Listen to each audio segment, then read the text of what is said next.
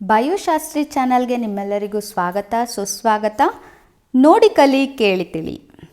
ನಾನು ನಿಮ್ಮ bio miss Shastri ma'am.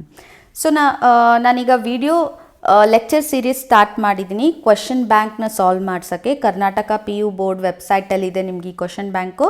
So ಅದರಿಂದ ನಾನು ಚಾಪ್ಟರ್ ವೈಸ್ ಸಾಲ್ವ್ ಮಾಡೋಕ್ಕೆ ಸ್ಟಾರ್ಟ್ ಮಾಡಿದ್ದೀನಿ. ಪ್ರೀವಿಯಸ್ ವಿಡಿಯೋನಲ್ಲಿ ನಾನು ಪಾರ್ಟ್ 1 ಆಗಿ 1 ಮಾರ್ಕ್ ಕ್ವಶನ್ಸ್ನ ಸಾಲ್ವ್ ಮಾಡಿಸಿದ್ದೆ. ಅದರಲ್ಲಿ ಕೆಲವು ಕ್ವಶನ್ಸ್ ಕೂಡ ಕೇಳಿದ್ದೆ. ಟೈಪ್ಸ್ ಆಫ್ ರಿಪ್ರೊಡಕ್ಷನ್ ಏನು ಅಂತ ತುಂಬ ಜನ ನನಗೆ ರೆಸ್ಪಾಂಡ್ ಮಾಡಿದ್ದೀರಾ. asexual ಮತ್ತು sexual reproduction ಅಂತ.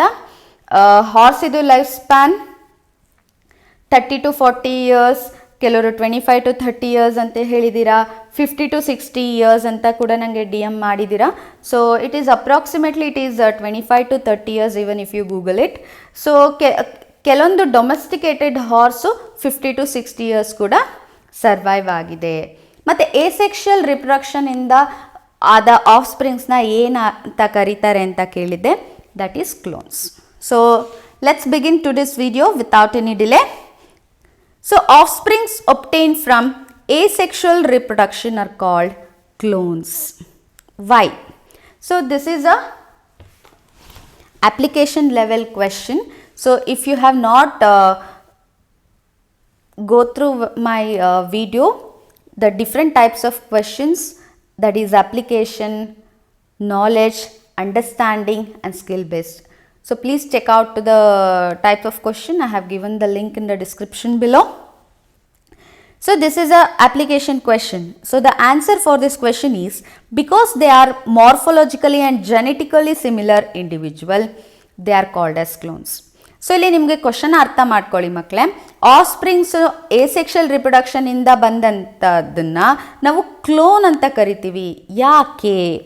ಯಾಕೆ ಅಂತ ಹೇಳಿದ್ರೆ ಅದು ಮಾರ್ಫಾಲಜಿಕಲಿ ಅಂದರೆ ನೋಡೋಕ್ಕೆ ಕೂಡ ಸಿಮಿಲರ್ ಇರುತ್ತೆ ಮತ್ತು ಜೆನೆಟಿಕಲಿ ಕೂಡ ಅದು ಸಿಮಿಲರ್ ಇರುತ್ತೆ. ಅದಕ್ಕೋಸ್ಕರ ನಾವು ಅದನ್ನು ಕ್ಲೋನ್ ಅಂತ ಕರಿತೀವಿ. Name the first clone produced by humans. Description ಅಲ್ಲಿ ಆನ್ಸರ್ ಮಾಡಿ. which is the first clone name of the first clone ತಿಳಿಸಿ ನನಗೆ ಕಮೆಂಟ್ ಸೆಕ್ಷನಲ್ಲಿ. Next question, name the organism in which cell division itself is a mode of reproduction. So once again it is a knowledge based question. The answer is protists and monerans. So ಇಲ್ಲಿ ನಿಮಗೆ question ಏನಂತ ಕೇಳಿದ್ದಾರೆ ಅಂದರೆ ಮಕ್ಕಳೇ, ಯಾವ ಆರ್ಗ್ಯಾನಿಸಮಲ್ಲಿ cell ಡಿವಿಷನ್ನೇ reproduction ಅಂತ ನಾವು ಪರಿಗಣಿಸ್ತೀವಿ, ಬೇರೆ ಯಾವುದು ಕೂಡ ಡಿಫ್ರೆಂಟ್ ಮೋಡ್ ಇರಲ್ಲ. ಅದಕ್ಕೆ ಪ್ರೊಟಿಸ್ಟು ಮತ್ತು ಮೊನೆರಾ ಗ್ರೂಪಲ್ಲಿ ಸೆಲ್ ಡಿವಿಷನಿಂದನೇ ಅದು ರಿಪ್ರೊಡಕ್ಷನ್ ಆಗೋವಂಥದ್ದು. ಒಂದು ಸೆಲ್ ಇದ್ದಿದ್ದು ಇನ್ನೊಂದು ಸೆಲ್ ಆಗಿ ಡಿವೈಡ್ ಆಗುತ್ತೆ, ಒಂದು ಸೆಲ್ ಇದ್ದಿದ್ದು ಡಿವೈಡ್ ಆಗಿ 2 ಸೆಲ್ ಆಗಿರುತ್ತೆ. So that is why the answer is protist and monerans. ಮೇಯ್ನಾಗಿ ಯುನಿಸೆಲ್ಯುಲರ್ ಆರ್ಗ್ಯಾನಿಸಮ್ ಅಂತ ಹೇಳ್ಬೋದು ನಾವು.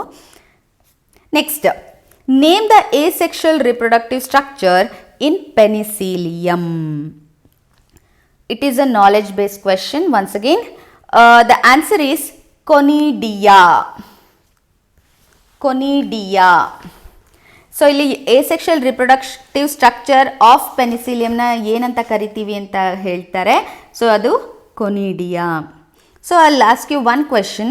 So the conidia is produced from the structure called as dash. Please let me know the answer in the comment section below. Next question.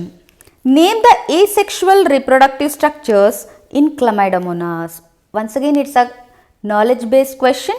The answer is zoospore. So asexual reproductive structure ಇರುವಂಥದ್ದು Chlamydomonas ಅಲ್ಲಿ ಅದನ್ನು ಏನಂತ ಕರೀತಾರೆ ಅಂತ ಕೇಳಿದ್ದಾರೆ. That is zoospore. Next, name the asexual reproductive structure in Hydra. This is knowledge based question. The answer is bud. ಈ video ನಿಮಗೆ help ಆಗಿದೆ ಅಂತ ಭಾವಿಸ್ತೀನಿ ಮಕ್ಕಳೇ. ಈ ಥರ ಕ್ವಶನ್ಸ್ನ ಸಾಲ್ವ್ ಮಾಡಿಸ್ತಾ ಇದ್ದೀನಿ. ಸೊ ಈ ವಿಡಿಯೋ ನೋಡೋಷ್ಟರಲ್ಲೇ ನೀವು ಸಿಂಪಲ್ಲಾಗಿ ನಿಮಗೆ ಕ್ವಶನ್ಸು 1 ಮಾರ್ಕ್ ಕ್ವಶನ್ಸು ಈಸಿ ಆಗ್ತಾ ಹೋಗುತ್ತೆ. ಒಂದು ಬುಕ್ಕಲ್ಲಿ ನೀವು ಇದನ್ನು ಬರ್ಕೊಳ್ಳೋಕ್ಕೆ ಸ್ಟಾರ್ಟ್ ಮಾಡಿ. So it will be easy for your revision as well as for your competitive exam ಅಂತ ಹೇಳ್ತಾ, ಯಾರಿನ್ನೂ ಈ ಚಾನಲ್ ಬಯೋಶಾಸ್ತ್ರಿಗೆ ಸಬ್ಸ್ಕ್ರೈಬ್ ಆಗಿಲ್ಲ ದಯವಿಟ್ಟು ಸಬ್ಸ್ಕ್ರೈಬ್ ಆಗಿ ಬೆಲ್ ಐಕನ್ನ ಒತ್ತಿ. ಸೊ ನಾನು ಈ ಥರ ಇನ್ಫಾರ್ಮೇಟಿವ್ ವೀಡಿಯೋಸ್ನ ಹಾಕಿದಾಗ ನಿಮಗೆ ಮಿಸ್ ಆಗೋದಿಲ್ಲ. ನಂದು ಈ ವರ್ಕ್ ನಿಮಗೆ ಇಷ್ಟ ಆಗಿದೆ ಅಂತ ಹೇಳಿದರೆ ನನಗೊಂದು ಲೈಕ್ ಕೊಟ್ಟು ನನಗೆ ಪ್ರೋತ್ಸಾಹ ಕೊಡಿ. ಈ ವಿಡಿಯೋಸ್ನ ಹೆಚ್ಚು ಶೇರ್ ಮಾಡಿ, ಯಾರಿಗೆ ಅದು ಯೂಸ್ಫುಲ್ ಇದೆ ಈ PUC ಮಕ್ಕಳಿಗೆ. ಸೊ ನಾನು ಡೀಟೇಲಾಗಿ ವೀಡಿಯೋಸ್ ಮಾಡ್ತಾ ಇದ್ದೀನಿ chapter wise, so it will be helpful for them. So next ನಾನು ನಿಮಗೆ ಪಾರ್ಟ್ C ಅಥವಾ ಪಾರ್ಟ್ 3ನಲ್ಲಿ ಸಿಗ್ತೀನಿ. Chapter-1 1 ಮಾರ್ಕ್ ಕ್ವಶನ್ ಸೀರೀಸ್ ಇದು ಪಾರ್ಟ್ 3 ಒಂದಿಗೆ ಸಿಗ್ತೀನಿ. Thank you for watching till the end. ವಂದನೆಗಳು.